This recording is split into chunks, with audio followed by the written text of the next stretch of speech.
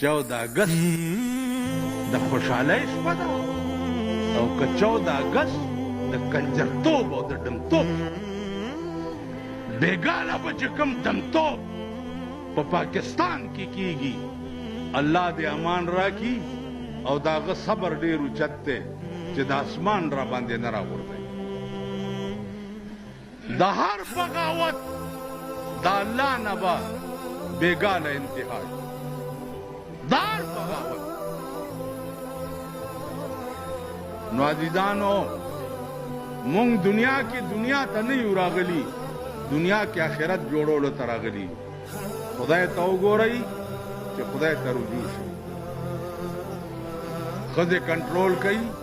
بچی کنټرول کوي ځان کنټرول کوي کینی تباه کېږئ غرق بشئ